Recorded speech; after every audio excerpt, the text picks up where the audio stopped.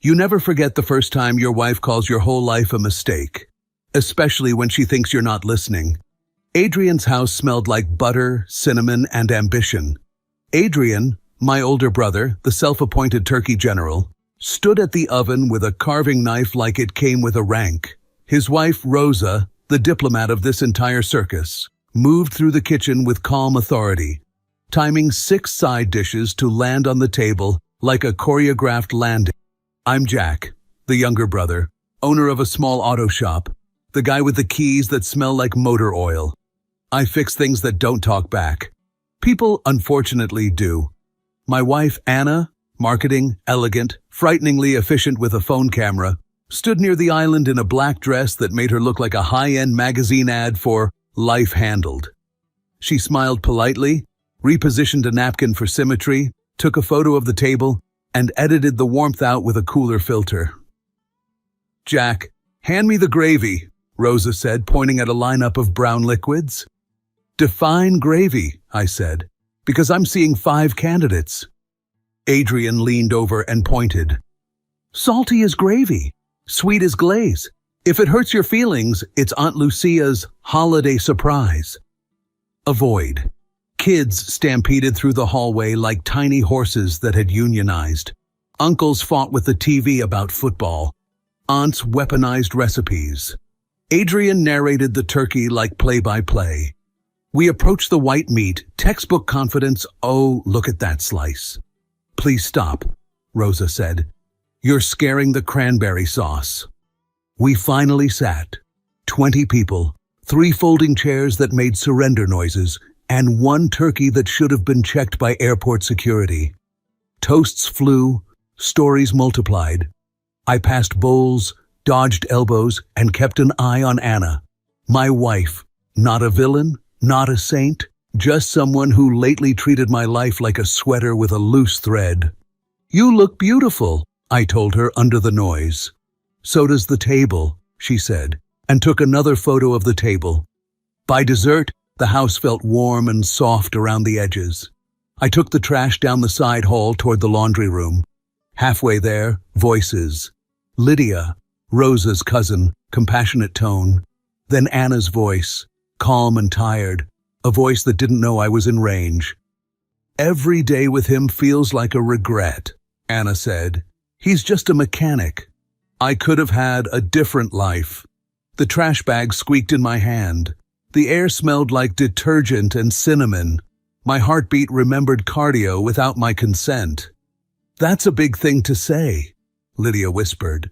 Anna sighed. He's a good man. I know that. I just feel stuck. Like I chose small and got smaller. I set the bag down before I dropped it. A shoe scuffed. Silence snapped like a twig. Anna stepped out from the laundry room, screen glow on her face. She saw me. 3 seconds of statues. Hey, she said, defaulting to smooth. Everything okay? Yeah, I said. Just the trash. Right, she said softly. Then she walked past, perfume and distance in the same wake. We finished Thanksgiving like 2 professionals pretending they weren't bleeding. Rosa hugged me twice on our way out for no stated reason. Adrian did the big brother eyebrow at the door. You good? I shrugged. Later. He nodded. I'm awake. The car ride home tasted like silence. Anna stared at the first Christmas lights of the block. You were quiet tonight, she said. You weren't, I answered. She frowned. What's that supposed to mean? You'll see, I said, when we get home. At home, she kicked off her heels with surgical precision, placed her phone face down like it had misbehaved, and leaned on the kitchen island. Our kitchen, our island, our stage for about to be honest. All right, Anna said. Say it. Say it to me, I said. She blinked. Say what? What you told Lydia, I said. Her eyes narrowed. You were listening. I was walking. The house did the listening, I said. Say it to me. She inhaled, set her shoulders, lifted her chin. The practiced armor. Fine. Every day with you lately feels like a regret. You're Just a mechanic, Jack. I thought my life would be more than this. Thank you, I said. For what? Her voice had an edge. For the truth, I said. Then let's end it today. It landed between us like a dropped tool on concrete. No bounce, just a hard truth that stays where it hits. What? She whispered. You heard me? You can't just... I can. We can, I said, pulling the yellow legal pad from the junk drawer. The same pad we used for grocery lists and weekend to-dos. Tonight, it was a scalpel. I put it on the island, clicked a pen, and wrote in block letters. House. House is worth about 220, I said, numbers calming my voice. We owe 160. Fees, repairs, call it 40 net. 20 each. Her hand hovered over the pad. Jack, stop. I wrote, savings, 18K. 9 each. Stop, she repeated, voice thinner. CARS, I said. Your sedan, my truck. Garage stays with me. Title's in my name. Bought with my inheritance. That's not moving. She slapped her palm on the pad. The sound was small and loud at once. This is insane. This is clarity, I said. 2 adults. No theater tears gathered, but didn't fall. You don't even want to try?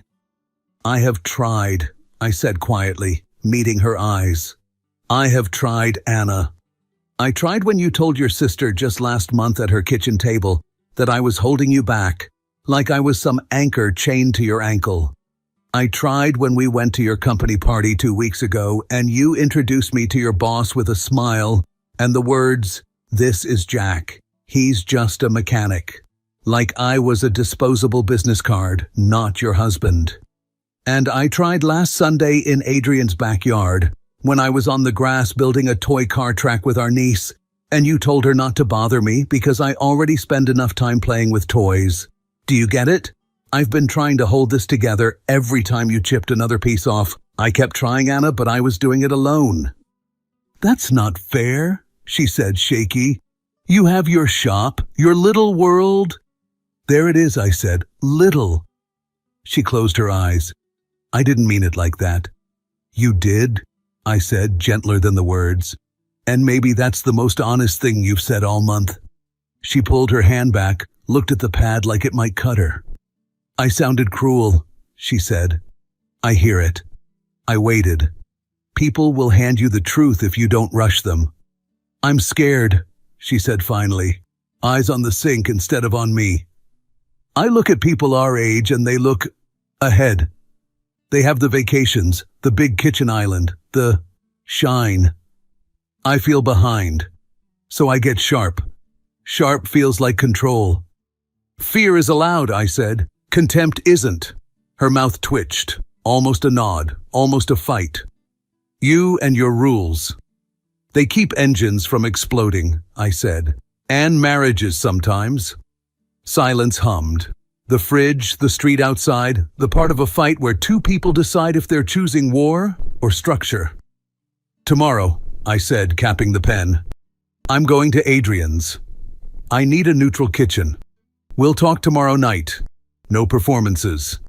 If we want different lives, we end it like adults. If we want this, we stop trying to win and start trying to fix.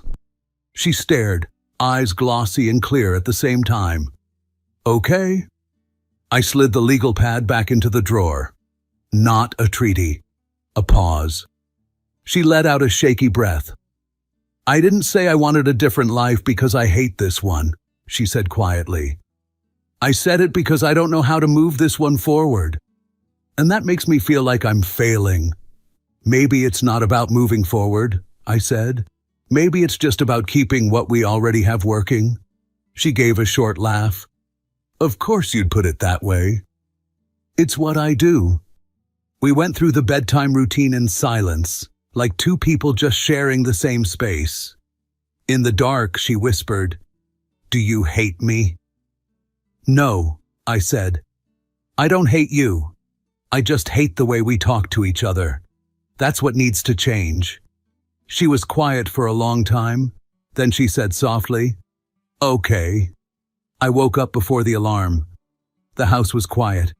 I could hear Anna in the kitchen, moving carefully, like noise might tip something over. I brushed my teeth, washed my face, and came out to the smell of coffee. She stood by the counter, hair tied back, no makeup. She looked smaller without the armor. A mug sat ready for me. "I made coffee," she said.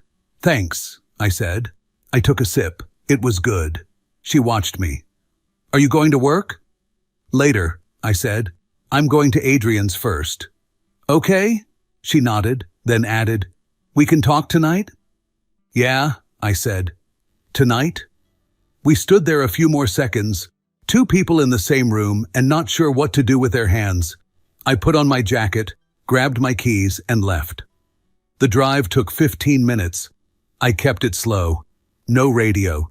Just the engine and a list in my head. Respect. No public cuts. No phone wall at dinner. Basic things that had stopped being basic. Adrian opened the back door in sweatpants and a t-shirt that said, "Grill first, ask questions later." He looked me over. "You look like a man who tried sleep and it said no," he said. "Morning," I said. He stepped aside. "Come in. Rosa's running a breakfast factory." Rosa smiled the second she saw me. "Sit, eat, then talk." A plate landed in front of me like she had read my mind. Eggs, bacon, sliced tomatoes, toast. Coffee appeared without me asking. Adrian sat across from me and took a long drink from his mug. "So," he said, "tell me the thing." I cut into the eggs. "I heard Anna last night. She told Lydia she regrets every day with me, that I'm just a mechanic, that she could have had a different life." Rosa set down her spatula and turned toward me. Her eyes were soft but steady. "She said it like that?" "Yes," I said. Then at home, I asked her to repeat it. She did. Adrian whistled low. "And?" "I pulled out a legal pad," I said. "Started dividing everything. House, savings, cars. Told her, then let's end it today." Adrian blinked, then snorted. "Of course you did." Rosa didn't smile. She came to the table, sat next to me. "How did she take it?"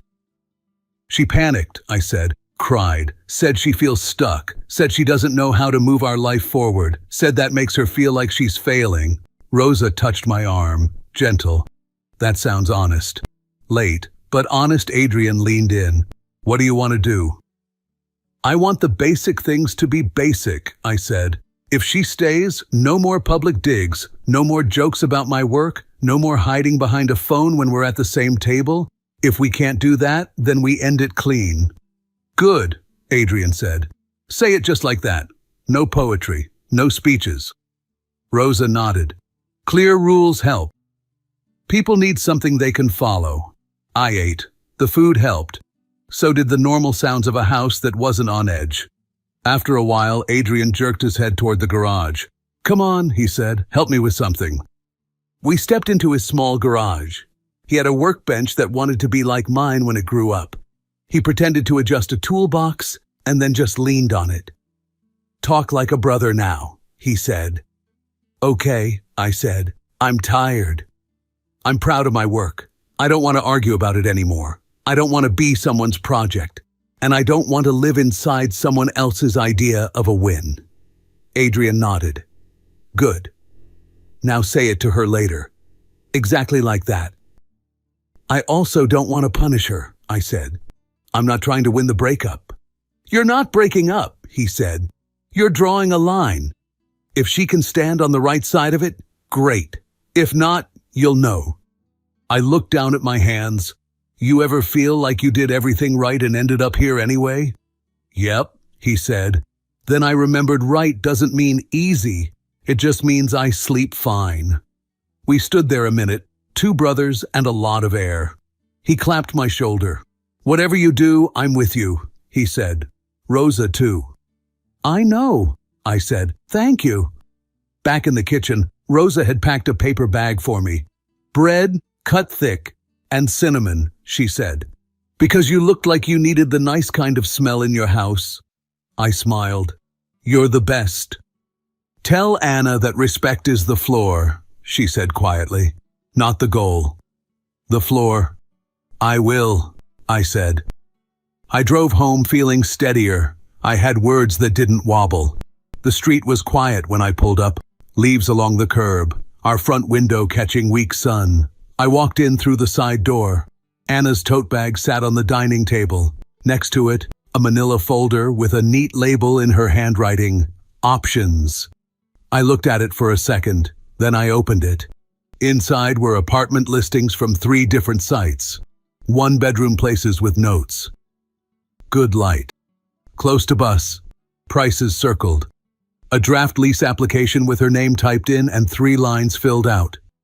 I put my hand on the table because it felt like the floor had shifted a little. I stood there, steadying myself, then closed the folder and set it down where she'd left it. The front door opened. Anna came in with 2 grocery bags. She stopped when she saw me. Then her eyes dropped to the folder. She went still. I can explain, she said. I nodded once. Okay. She put the bags on the counter and kept her hands there like the counter might run away. I wasn't leaving, she said. I just needed to feel like I had something if you walked away first. I tapped the folder. This doesn't look like nothing. You circled prices. You filled out forms. Her voice rose. Because I panicked. You pulled out a notebook and started splitting our life like it was homework. Do you know how that felt? Yes, I said evenly. It felt like clarity. She flinched. To you? To both of us, I corrected. I didn't want theater. I wanted truth. And now I have this. I pushed the folder closer to her. What is it? A safety net? An escape hatch? Or proof that you already had 1 foot out? She looked down at the folder, then at me. Her eyes were wet, but her voice stayed sharp. I felt like you'd already given up on me. On us. I thought you were counting the days until you'd finally say it out loud. So I tried to get ahead of it. I leaned forward. You don't get ahead of a marriage by printing leases. You do it by talking to me. Anna covered her face with her hands, then dropped them. I didn't know how.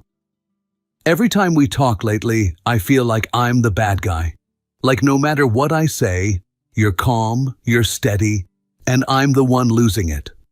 I nodded. That's because I am steady. I can't apologize for that. But don't confuse calm with not caring. I care enough to draw a line now. She blinked at me. What line? The respect line, I said. Tonight we talk rules. Simple. Real. You don't talk down to me in public. You don't treat my work like a punchline. You don't use your phone as a wall when we're at the table. You say what you need to me first. Not to a hallway or to a cousin. In return, I plan real time for us that isn't just me being tired after work. I tell you what I need before I go quiet. That's the deal if we're staying married. She nodded fast. Yes.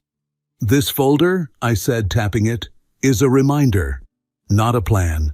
We don't get here again. She swallowed. I agree. I'm going to the shop for a bit, I said. I need to get my head clear. Tonight we sit down and set it in plain words. Okay, she said. Do you want dinner together? Yes, I said. 6:30. Okay, she said again. I'll be here. I stood, grabbed the paper bag of bread, and headed for the door. She stopped me with my name. Jack? Yeah. I'm sorry, she said. Not just for the words. For the way I've treated you. Thank you, I said. See you at 6:30. I stepped outside and let the cool air hit my face. I didn't feel fixed, but I felt like the next step was clear, and that was enough to move. As I reached the truck, I looked back at the window. Anna stood inside, looking at the folder, then at the clock, then toward the kitchen. She picked up the groceries and started putting them away. I drove to the shop and opened the bay door. The smell of oil and cleaner met me like an old routine. I checked the day's work orders, called Danny to say I'd be late, and kept my hands busy with small tasks until my head stopped racing. At 5:30, I closed up. On the way home, I bought flowers, nothing fancy, just fresh and simple, not a promise, a sign. When I walked in, the table was set for two. Real plates, forks in the right places, two mugs. The folder wasn't on the table anymore. It was on the bookshelf, spine facing the wall. Not hidden, not front and center. Anna came out of the kitchen and stopped. She saw the flowers and smiled a small, tired smile. "Thank you," she said. "Dinner at 6:30, I said, checking my watch. "I'm on time." "You are," she said. "Me too." We sat. The food was simple. We ate quietly. After the plates were pushed back, I nodded toward the legal pad in the drawer. We pulled the pad out and set it on the table. Tonight, it wasn't for the split. It was for the rules. I picked up a pen. "Rule 1, I said. "Respect." Out loud, she took a breath. "Yes." "Rule 2, I said. "At the table, you give me the same attention you'd give a stranger asking you a question." "Yes." "Rule 3, I said. "No public digs." "Ever yes," she said again. "And Rule 4, if I feel stuck, I say it to you first." I wrote it down. "Good." She watched the words appear, then looked up at me. "I want to do this right." "Me too," I said. We sat in the quiet and let the list sit between us. It wasn't much, but it was a start. At 7, I put the pen down. "Tomorrow," I said, "we try to live this for one day, then another. No speeches, just the rules." "Okay," she said. I stood to clear the table. She reached out and touched my wrist. "Thank you for coming back," she said. "I live here," I said. "I want to keep living here." She nodded, let go, and started stacking plates with me. We moved around the kitchen without bumping into each other. It felt new. When the dishes were done, I glanced at the bookshelf. The folder sat there, quiet. I didn't hate it. It reminded me what happens when you don't say what you need. We turned off the lights and went to bed. No big words, no promises we couldn't keep. Just a plan we could actually follow. The next morning didn't feel magical or new. It felt normal, but in a way that made me pay attention. I walked into the kitchen expecting the same old scene. Anna with her phone in her hand, coffee in the other, half a smile if I was lucky. Instead, the phone wasn't there. She was standing at the counter, 2 mugs already on the table. She looked up when I entered. "Morning," she said. Simple, steady. "Morning," I said back. I sat down, waiting for the usual quick glance at her screen. It never came. She poured me coffee and sat with her own. For a moment, we just drank. Then she asked, "What's your day look like?" It was such a basic question, but I hadn't heard it in weeks.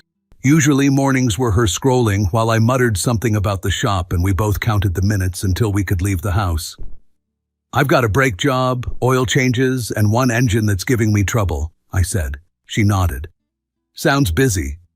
Do you want me to make dinner tonight, or should we order in?" I blinked. That was new too. "Cook if you want. I'll be home around 6. She smiled, small but real. "Okay."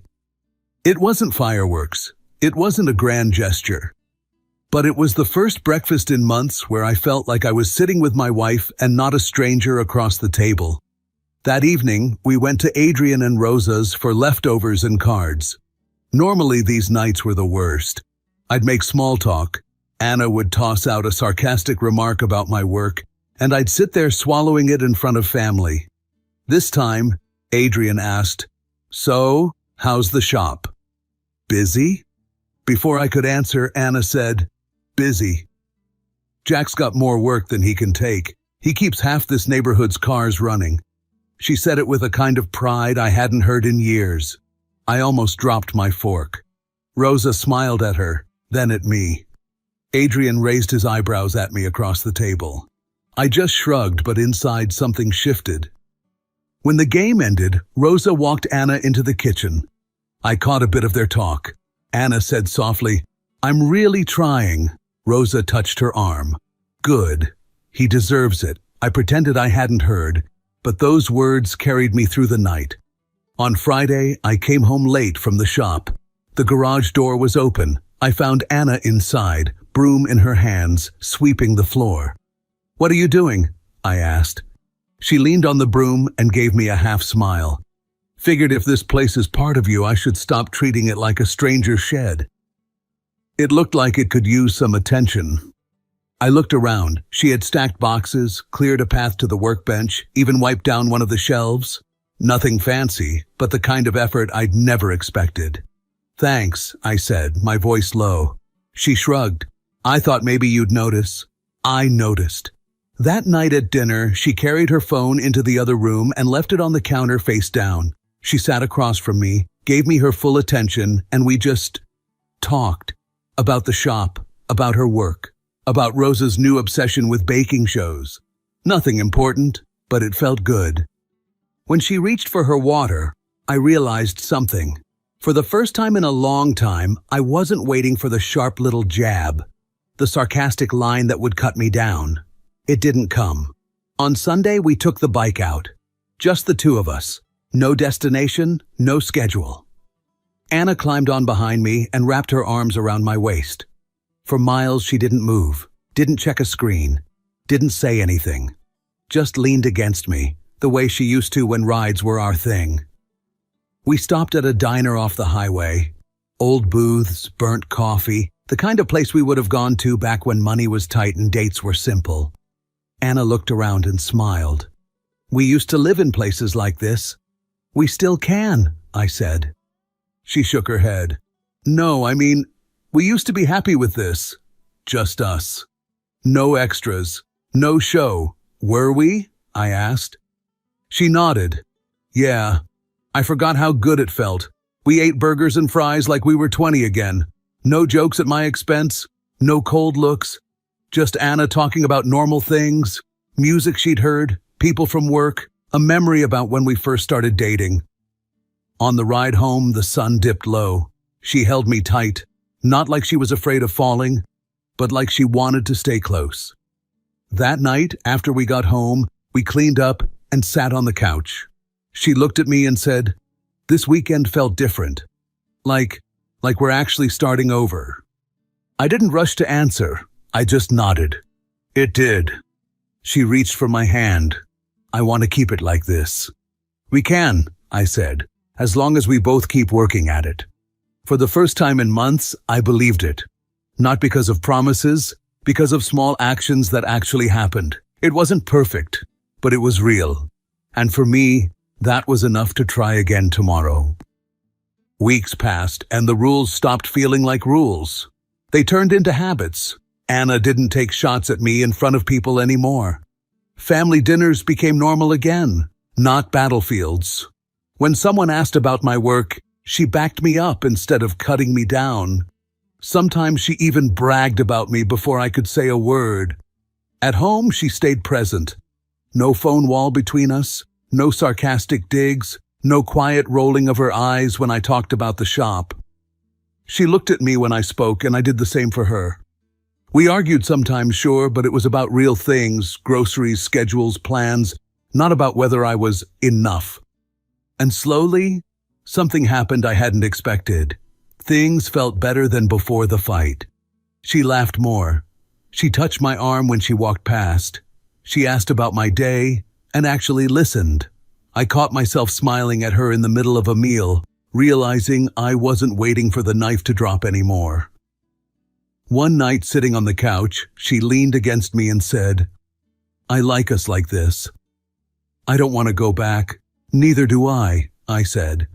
She nodded, rested her head on my shoulder, and we sat there in comfortable silence. No tension, no second guessing. Just two people who had finally figured out how to live with each other and like it. It wasn't just fixed. It was better than it had been in years. And for the first time, I knew it would last. If you felt this story hit hard, drop a like, subscribe for more, and share your thoughts in the comments. Your support keeps Steelheart beating.